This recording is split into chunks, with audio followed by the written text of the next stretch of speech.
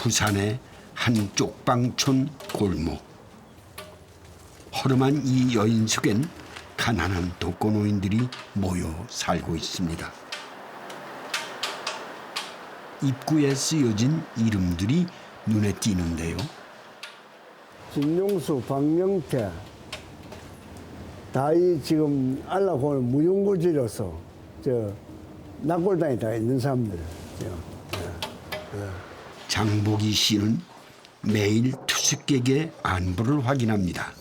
홍모 밥은 먹었나 어쨌노? 응?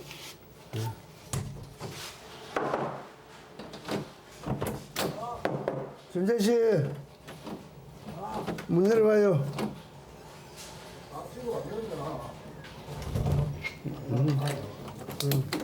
뭐 밥은 먹고, 될 수 있으면 이 문을 잠그지 말라고. 그렇지. 사람은 언제든지 급할 수가 있으니까 우리가 빨리 와서 문을 열 수 있도록. 네? 그가 가장 걱정하는 것은 고독사입니다. 하루 이틀은 괜찮아. 한 3일쯤 안 보이면 무조건 문 두드려가지고 확인해야 된다. 예. 뭐 젊은 사람들은 일하러 가는 사람들, 이런 사람들은 아무 지장 없는데 70 다 된 사람들은 조심해야 돼요.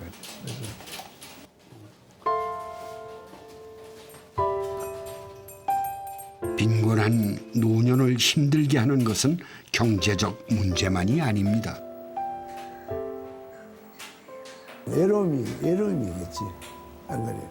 뭐, 10,000원이 있으면 쪼개가지고 며칠도 살 수 있지만 그 외로움은 누구든지 쪼개가 살 수 있는 일이 아니지 않습니까? 누군가의 보살핌도 받지 못하는 노후의 삶. 가난과 질병 속에 홀로 죽음을 맞이하는 이들이 늘어나고 있습니다. 무엇보다 고령자의 고독사가 절반 가까이를 차지합니다.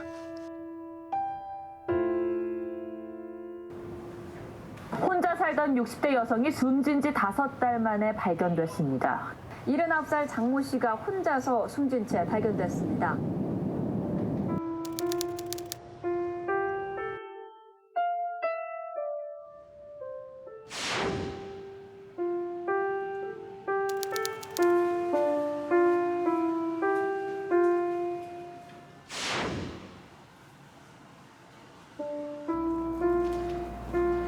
장래 자원봉사를 하고 있는 강봉인 씨가 급히 연락을 받고 여인숙을 찾았습니다. 누군가 고독사 한 것입니다. 고인은 어떤 사람이었을까요? 듣기는 연세는 한 68 정도 됐다는 소리만 들었지 남자다 이 정도만 알게 아는 게 아무것도 없어요. 좁은 방 안엔 그가 홀로 지낸 흔적들이 남아 있습니다. 미처 치우지 못한 밥상과 마지막까지 자격증을 따기 위해 공부한 흔적들입니다.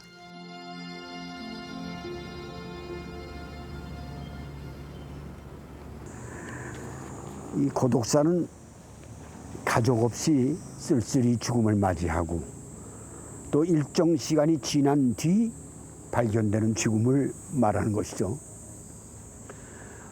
누군가의 부모이자 또 형제이자 또 이웃이었을 수도 있습니다.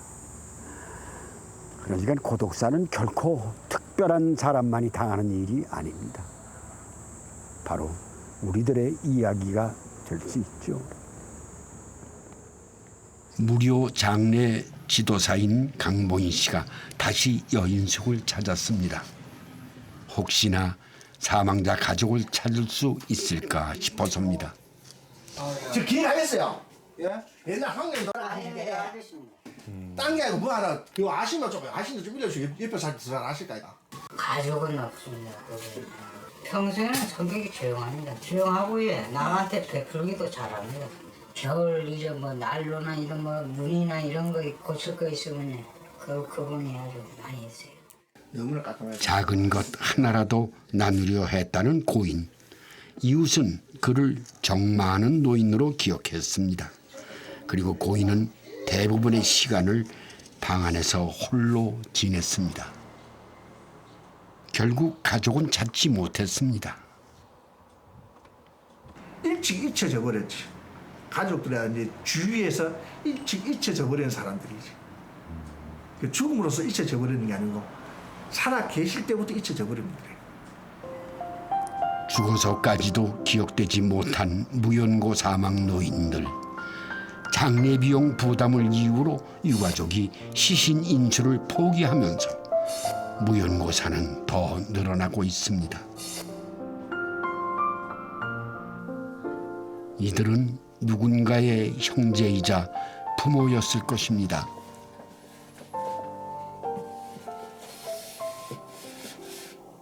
질환이 있으신 분이 고립감이나 그러니까 다른 사람과 관련이 전혀 없이 살아갔을 때 훨씬 고독사하는 분들이 많은 것을 볼 수가 있었거든요. 경제적인 문제 때문에 식사를 못해서 고독사한다. 이제 이렇게 보기보다는 이제 사회적인 관계망이 차단되고 그것을 경제적인 문제가 더 부추기고 그러면서 여러 가지 복합적인 문제 속에서 고립된 삶을 살다가 혼자 돌아가시는 이제 이런 과정으로 보시는 게 맞을 것 같습니다. 매해 늘어나는 고령자 1인 가구. 고독사는 더 이상 남의 이야기가 아닌 것이죠. 그중에서도 특히 주목해야 하는 것은 바로 여성 고령자들입니다.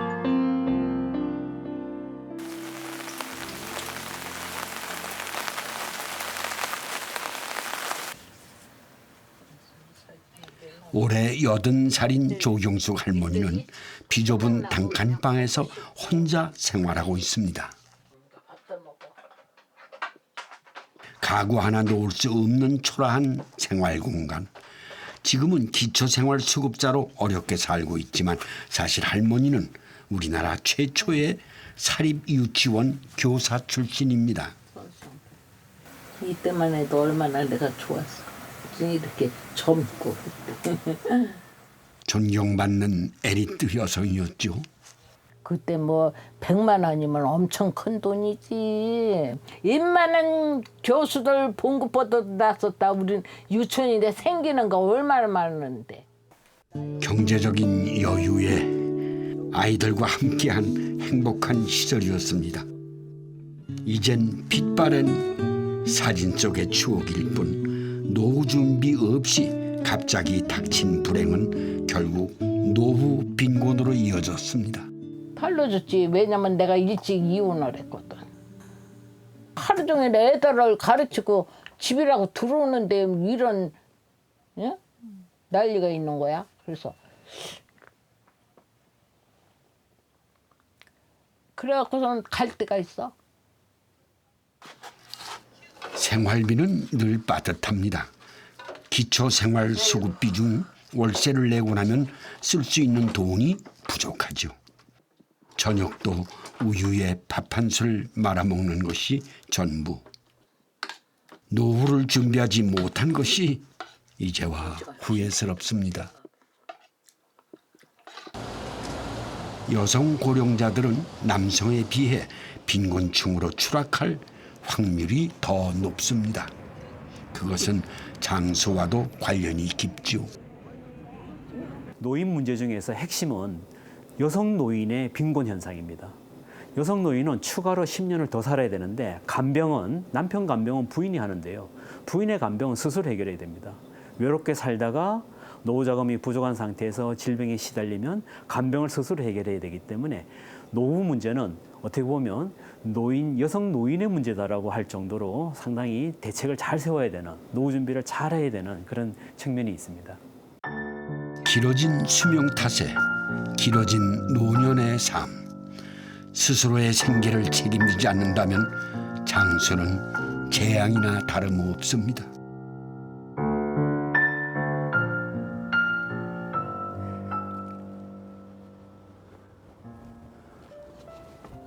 최근 파산 신고자 4명 중 1명이 60대 이상이라는 법원 통계가 나왔습니다. 그런데 이 고령자의 파산율이 왜 이리 높은 걸까요? 그것은 바로 한국인의 특수한 문화 때문입니다. 오늘도 수레에 폐지를 한가득 실었습니다. 80대 노부부는 이렇게 매일 폐지를 주워 생활비를 벌고 있습니다. 얼마 안 나와? 6,200원. 7,200원이구만. 7,200원.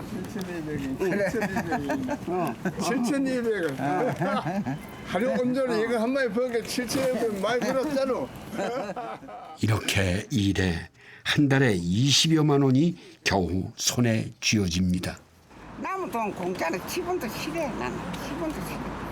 내가 노력해서 받는 거는 괜찮는데 그 사람도 빼가빠이도 버리는 돈이야. 그래 그냥 공짜로 받는 건 아니.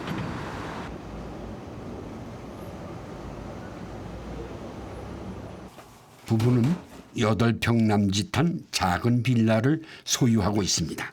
이 때문에 기초생활 수급자 혜택도 받을 수 없죠. 그러니 당장 사용할 현금이 없습니다. 그러니까 내가 이 돈이 원소라지. 딴 게 아니야. 돈이 원소냐.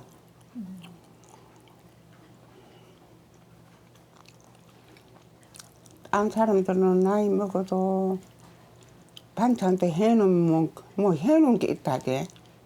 해놓은 게 있는 거 사다가 먹고 이렇게 집수 안에 먹다니. 내가 그랬네. 저런 사람은 몸 보고 타고나서 저랬나 싶은 생각도 들고. 어떤 데는 혼자서 울어.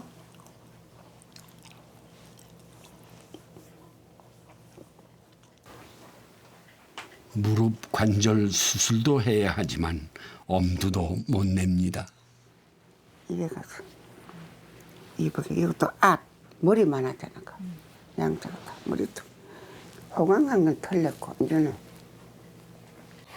달라 소리도 안 하고 자식들이 이제 돈 달래 해가지고 뭐 서로가 다 마음이 안 좋고 그래도 자식들이 이제 돈 달래 소리 안 하지. 왜 자식들이 이제 돈 달라고 살아. 내 힘대로 막 그래 뒤로 살다가 막 가는 거지. 세상 가는 거지. 걔는 집 살 때마다 가서 돈을 그냥 미천씩 미쳐지 맨날 그냥 여기 가서 조금 저기 가서 조금 근데 나중에는 집을 하나 엄청 사는데 계약금부터 다 줘서 2억 3천 주고 샀잖아요. 아들한테 어떻게 돈 받아요? 내 건 먼저 챙기고 나머지로다가 놀아주라고. 그걸 몰랐어 그걸. 한국인의 노후를 빈곤하게 만드는 가장 큰 요인 중 하나는 바로 자녀에게 집중된 지원 비용입니다. 자녀의 성공과 행복에 자신의 삶을 희생하는 것이죠. 우리나라는 특히 자식에 대한 부분이 굉장히 커요. 그래서 자식의 성공이 곧 나의 성공이다. 그래서 이제 성공적인 노후라는 이야기도 우리가 하는데 자식이 잘 되면 본인은 지금 어떤 상황에 있어도 괜찮다고 생각하시는 게 우리나라에서 나타나는 특징이에요. 외국하고는 달라요. 한국인의 가계 지출 비중을 살펴보면 40대엔 월 지출액의 30%를 자녀 교육비로 쓰고 50대엔 은퇴 자금의 절반 이상을 자녀 결혼 비용으로 사용을 하죠. 결국 이런 자녀 중심 문화는 노후 준비를 가로막는 걸림돌이 됩니다.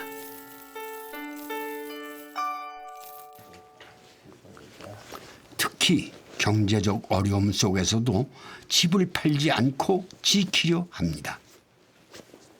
자녀에게 상속해야 하기 때문이죠. 손주를 줘야지. 손주 집이 없다는가.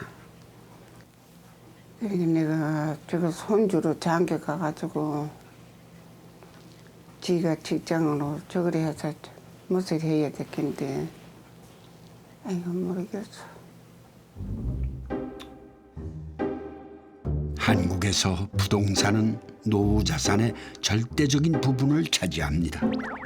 전문가들은 노후 준비가 부족한 현실에서 부동산에 편중된 자산은 문제라고 말합니다. 노인들이나 중장년들이 집을 꽉 쥐고 꾸역꾸역 살아가요. 꾸역꾸역 살아가다가 나이 들어서 90세나 95세에 사망하면서 아들한테 유산으로 줘요. 상속으로 줘요. 그럼 아들이 70세예요. 이런 걸 노노상속이라고 하는 아주 형편없는 모습이 되는 거예요. 의미가 없는, 본인 부모가 아낀 의미가 없는 그런 모습이 되는 거예요.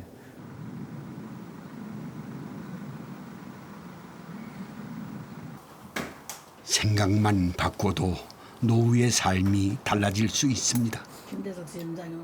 70대 중반인 부부는 살던 집에 거주하며 주택을 노후 자금으로 쓰고 있습니다. 이 집을 누르고 살아도 집에서 돈이 나오지 않잖아요. 돈이 안 나와요. 그냥 살기만 할 뿐이지. 그러면 다른 돈으로 살고 우리가 죽고 나면 이 돈이 아이들한테로 가겠지만 여기서 매달 나온다는 건 참 든든한 백이에요. 네, 부부는 노후를 자녀에게 의존하지 않고 스스로 해결하기 위해 주택연금에 가입했습니다. 주택을 담보로 현재 살고 있는 집에서 사망 때까지 평생 연금 방식으로 일정액을 지급받을 수 있는 것이죠. 내 말년에 가서 자녀들한테 짐이 된다는 건 나는 그게 제일 부담이거든요. 그 경제적인 부담을 안 주잖아요. 아이들한테. 미리 준비해야지. 미리 사전에 준비한 결과물이 지금 오는 거예요. 부부는 작은 텃밭도 구입했습니다. 소일거리로 블루베리 농사도 짓고 있죠. 노후를 어떻게 보낼지 구체적인 계획이 없었다면 지금의 여유도 없었을 것입니다.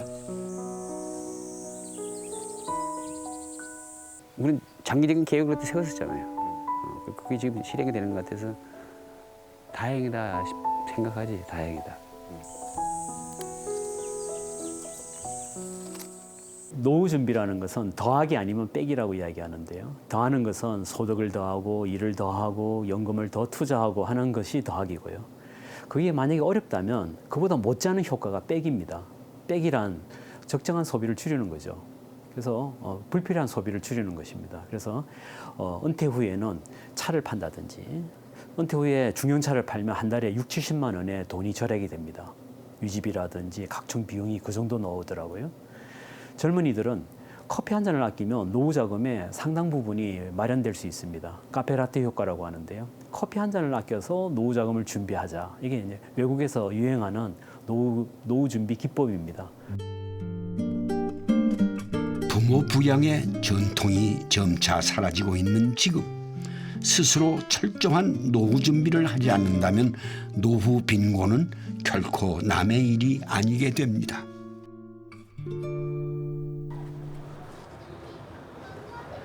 아유, 이게 모두 폐품이 되버렸네.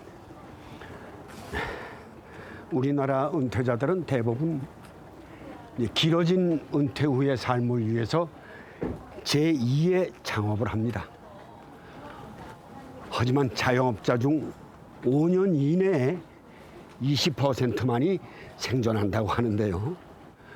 준비 없는 무리한 투자가 곧 노후 빈곤을 이어지는 셈이죠.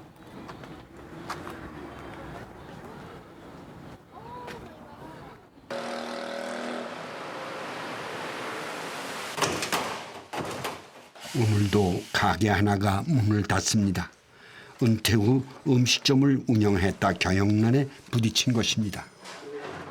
창업하면서 온갖 걱정거리가 있고 온갖 그런 어려움 겪으면서 창업을 하지만 창업하는 사람들은 그보다 더 많은 심적 고통과 또 힘듦이 있고 또 그걸 통해서 또 마음의 상처도 많이 받고 길어진 노년을 위해 퇴직금으로 사업에 나서는 베이비붐 세대.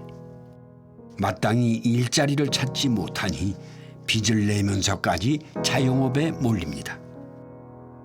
한 조사에 따르면 60대 은퇴자 52%가 창업을 생각하고 3명 중 2명이 폐업이나 휴업을 한다고 합니다. 은퇴 후 무리한 투자는 결국 노후 파산으로 이어지죠. 윤덕재 씨는 과거 화학연구원이었습니다. 그러나 퇴직 후 계속된 사업 투자로 결국 파산했습니다. 자기가 50만 원짜리, 100만 원짜리, 10만 원짜리, 10만 원짜리 요즘 저 1,000원짜리 흔들어 대는 거 마냥 떠시니까. 화려한 시절이 계속될 줄만 알았습니다. 한 번 무너진 삶은 다시 일어설 기회를 주지 않았죠. 일자리를 찾고 있지만 그건 역시 쉽지 않습니다. 시니어를 소개해줬고 아버님이 한테 저희가 매칭시켜드릴 일자리가 없었던 것 같아요. 역시나 나이든 그를 받아줄 일자리는 없습니다. 건물 하나 이 좌측으로다 건물 하나 짓는 집이 있어. 요즘 가면 거기 가서 2번이나 찾아가서 얘기하든가. 저 아무 일이나 시켜도 아무 신경 쓰지 마시고 좀 일을 좀 시켜달라고. 아이고 나이 때문에 안 돼요. 나이 때문에. 상상하지 못했던 인생 후반의 삶. 후회해도 이제는 되돌릴 수 없습니다. 자기 자신의 이제 남은 여명에 대해서 정확하게 인지하고 그 남은 여명 동안에 내가 얼마나 더 어떻게 살아야 될 것인가에 대한 구체적인 계획 속에서 자신이 갖고 살아야 될 만큼을 잘 간직하시는 것이 중요한데 사업을 하다가 또 다른 어떤 상황들에 빠지거나 이렇게 됐을 때는 온 가족이 다 빈곤한 상황에 빠질 수 있는 상황이 되는 거죠. 유엔이 최근 전 세계 노인들의 삶의 질을 평가했는데요. 한국은 세계 최저를 기록했습니다. 불행한 노년을 살고 있는 것이죠.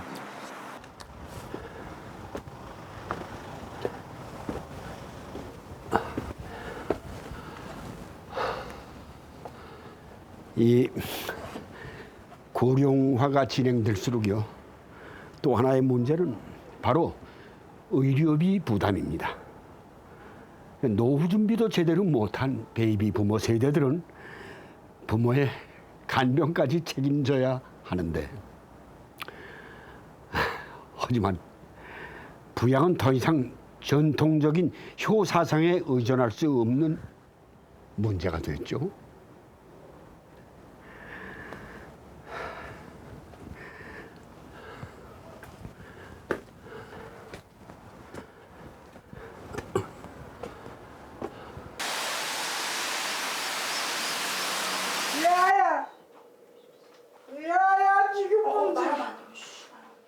아침부터 딸과 실랑이를 벌이고 있는 어머니. 어머니는 치매에 걸렸습니다. 지난해 뇌출혈로 쓰러진 후 혈관성 치매가 온 것입니다. 어머니 연세는 어떻게 되세요?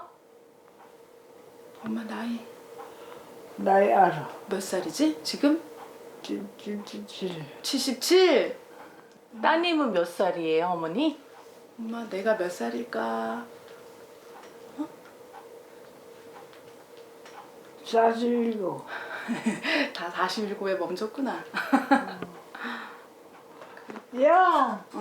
엄마 이름이 뭐야? 그거 물어보고 싶대. 김실자. 야야! 야야! 불과 1년 전까지만 해도 건강했던 어머니. 갑자기 닥친 불행에 가족도 어머니도 미처 대비할 시간이 없었습니다. 간병은 큰딸의 몫이 되었습니다. 바꾸지 마? 바꾸지 마. 왜? 딸은 움직일 수 없는 어머니의 손발이 되어주고 있습니다.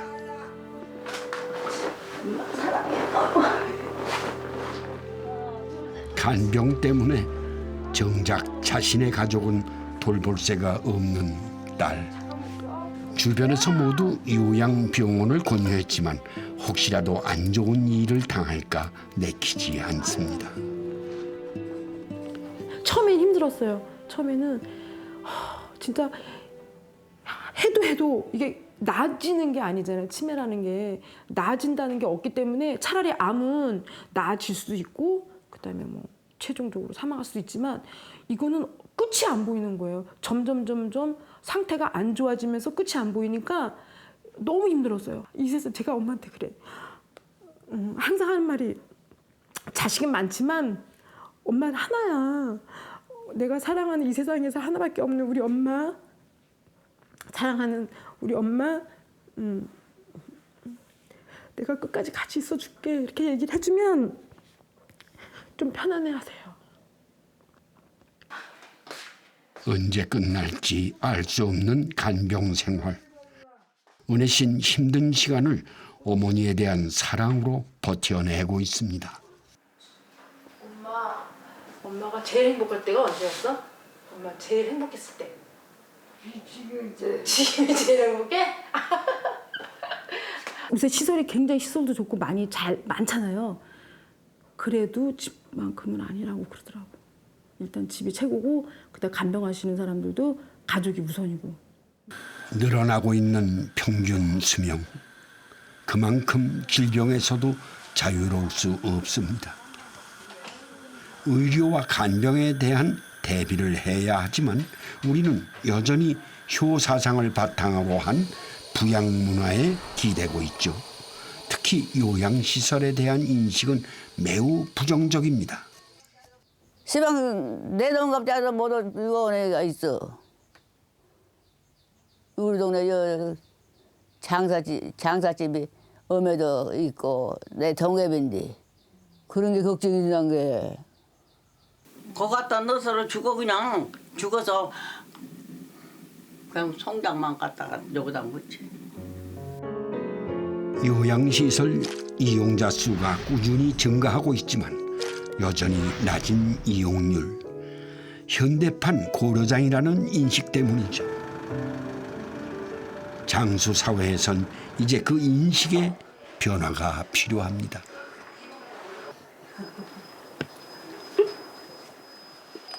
조혜자 할머니는 매일 꽃단장을 합니다.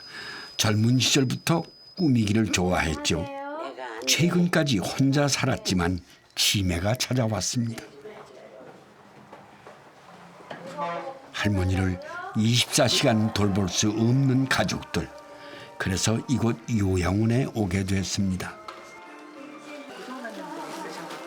난 못해. 저희는 싸는 게 재밌나 봐. 어머니들 좀. 여러 사람들과 어울리며 즐거운 시간을 보내고 있지만 처음엔 달랐습니다.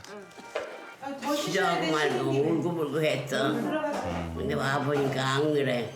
자손들한테 하나도 배를 안 끼치고 전부 다 이제 줘서 그럼 음식 잘해주지. 또 저 복지시설 잘해줘서 대소변 같은 것도 받아내줘. 다 해줘 그냥 아주. 그래서 너무 좋아요. 아유, 이 끝머리에 요양원에 와 있는 게 참 한심하다. 그런데 지내고 보니까 그게 아니더라고. 그래서 괜찮고 감사해요. 아들들도 감사하고 이제는 아주 좋아요. 반가운 손님이 찾아왔습니다. 막내딸 미영 씨입니다. 매주 한 번씩 들리며 어머니의 생활을 살피는 미영 씨. 이제는 마음이 편안해졌지만 어머니를 요양원에 모시기까지 불효라는 생각에 가족들의 반대가 컸습니다. 딸인 내가 모시고 가겠다. 만약에 어머님 불편하시면 다시 모시고 가자 하고 한 달만 시도해보자고 했어요.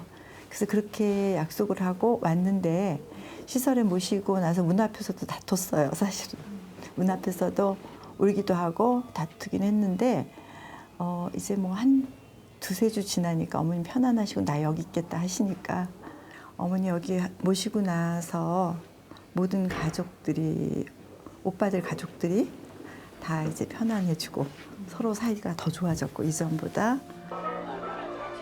어머니에게 필요한 것이 무엇인지 올 때마다 세심하게 챙기는 미영 씨. 이것도 다 떨어졌지. 이것도 다 떨어졌지. 두 개도. 이것도 좋아? 그것도 참 좋았어. 가족들은 부모도 자식도 죄스럽지 않는 현명한 방법을 선택했습니다. 만약 가족이 돌볼 수 없다면 나의 노년을 어디에서 누구와 어떻게 보낼 것인지 구체적인 계획이 필요합니다. 지금 이제 조금 더 젊으셨을 때 선입견을 없애는 게 되게 중요한 것 같아요. 그래서 저희는 많이 이제 그런 걸 권해드리는데 직접 가보셔라. 그래서 내가 가고 싶은 요양원을 찾아놓는 것이 좋겠다. 이런 얘기도 합니다. 직접 가보고 내가 아플 때 누군가가 선택해서 가는 곳이 아니라 이미 내가 가본 곳에 가서 돌봄을 받는 이런 것은 훨씬 더 안심하고 선택할 수 있는 것이기 때문에 그렇게 하시라고 말씀을 드립니다. 이제 그러니까 가정에서 돌볼 수 있는 환경을 만드는 시스템이 좀 더 강화돼야 되고 그다음에 시설에 대한 인식을 개선하는 것 이게 양쪽이 필요합니다.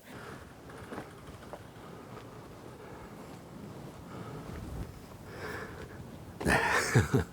일본은 우리나라보다 앞서서 고령화 문제로 몸살을 앓았죠.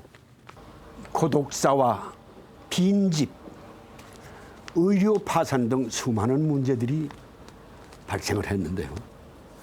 근데 최근에 일본은 고령화 정책의 방향을 부양에서 자립으로 전환했습니다. 그러니까 노인 스스로 고령화 문제를 해결할 수 있도록 한 것이죠.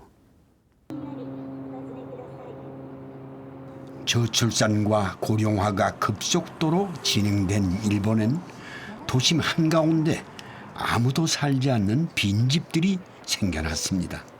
도쿄에만 82만 채나 됩니다. 가미야 씨는 그런 빈집을 개조한 공동체 아파트에 들어와 살고 있습니다.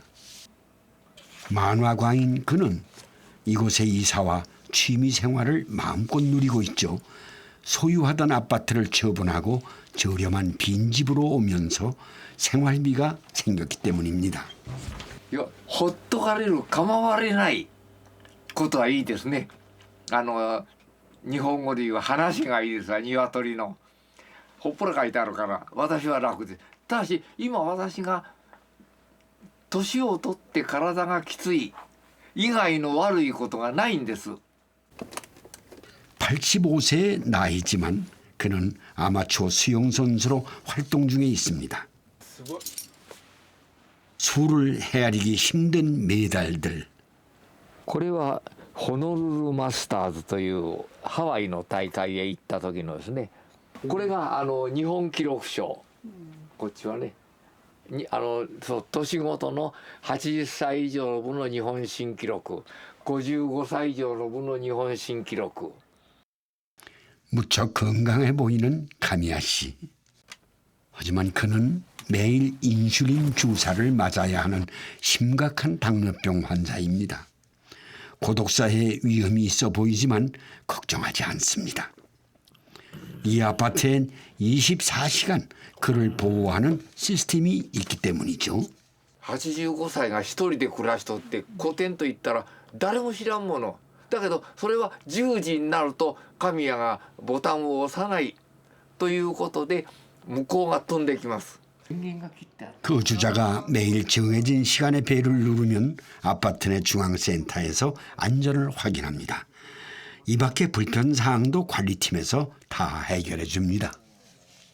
もちろん我々スタッフは安心と安全をご本人もそうですけどご家族にもご提供させていただいてます。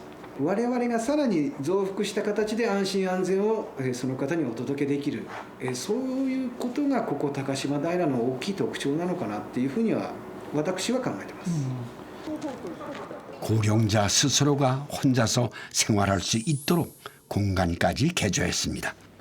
보수 비용은 모두 국가가 지원을 해줍니다. 前はこの辺にお風呂があったらしいんですけれども今度は このようにしましてここにお手洗いが車椅子で入れるようなお手洗いになっております。 일본은 요양시설을 늘리기보다 노인 스스로 자립해 공동체 생활을 할 수 있는 방법을 찾고 있습니다. でここですと若い方たちもそれから小さな幼稚園児ぐらいの 子供さんたちもいます。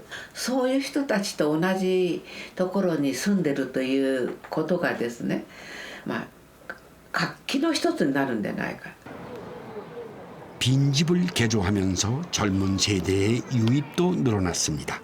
고령화 시대엔 세대가 함께하는 새로운 공동체가 중요한 해법으로 떠오르고 있습니다. 人口自体がもう日本減ってきてますから、そうなった時にこう空き病院、空き老人ホームばっかり作ってもこれはもう意味がないですので、もうコミュニティということにもう今日本全体がシフトしてきてます。 특히 질병으로 혼자 살 수 없을 때 공동체 생활은 더욱 중요해집니다. 공동생활 방식으로 운영되고 있는 요양원입니다. 퇴근 후 어머니를 뵙기 위해 온 아사카즈 씨. 어머니를 보자 안심이 됩니다. 元気になったね。随分ね。ここに来てまた元気になってきちゃったね。みんなのおかげ、みんなのパワーをもらっちゃったぐらい。そう。 뇌종양 수술 후 시한부 진단을 받은 어머니. 그간 아들이 직접 보살펴 왔습니다. 最初はすごくきつかったんですけども、でもね、まあこうお互いにこう喧嘩する時もあったんですよ。いろいろとまあ介護って本当にものすごく大変なことがあって。 게다가 간병 비용도 만만치 않았죠.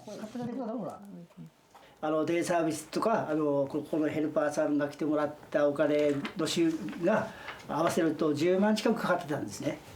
でその家賃を払って10万以上の負担っていうのはなかなかこうやっていけないことがあるんですね。 이곳에 와 장기 요양보험 서비스를 받자 3분의 1 정도로 간병비 부담이 줄었습니다. 그동안 일본 역시도 요양시설에 대한 부정적 시선이 있었습니다. 日本も昭和30年代までは非常に儒教の精神が強くて子供は親を大事にして、それで施設には親の方も入りたくないというのはずっと続いてきたの。介護保険というモデルをね、作ってそれに徹底したサービスを行うというふうに変わってきたので、それが長く続いてきたら徐々に、施設でね入ってもきちっとしたね近代的なサービスを受けた方がいいというふうに変わってきました。 고령 사회의 문제는 국가가 모든 것을 해결해 줄 수 없습니다. 길어진 나의 노년을 어떻게 행복하게 살아갈 것인지 스스로의 준비와 계획이 필요하죠. 그 준비 속에 아름다운 인생 2막도 펼쳐질 수 있습니다.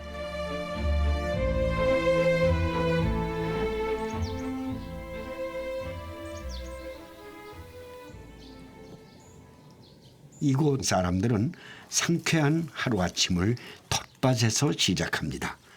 도심에서 생활하다 자연과 더불어 행복한 인생 마무리를 하고 싶어 선택한 곳입니다. 이것 때문에 아주 기분이 아주 좋아집니다. 자연과 더불어. 각자의 볼일을 마치고 정자 아래 하나둘씩 모여들기 시작합니다. 이곳에선 혼자라는 외로움과 고립감 대신 웃음이 있습니다. 공동체를 생활하다 보니까 누가 밥 먹으러 안 오면은 서로가 걱정을 해주시는 거야. 게다가 하루에 1시간 소일거리로 농산물 포장 아르바이트를 합니다. 수입도 생기는 데다 몸을 움직이니 더 건강해졌습니다. 내가 여기 오기 전에 몸이 많이 안 좋았어. 근데 여기 와서 다 나았다고는 할 수는 없지만은 몸이 많이 좋아졌어. 아이고 이거 얼마나 좋아요. 저 무료하게 혼자 앉아서 시간 때우기보다 얼마나 좋아요. 돈도 생기고.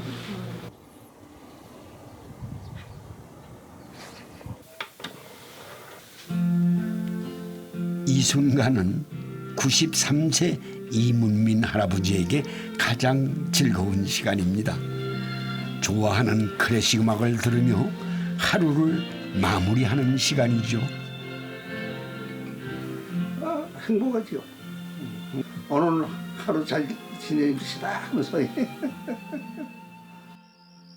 살아온 날만큼 인생의 아름다운 마무리도 중요한 것이겠죠.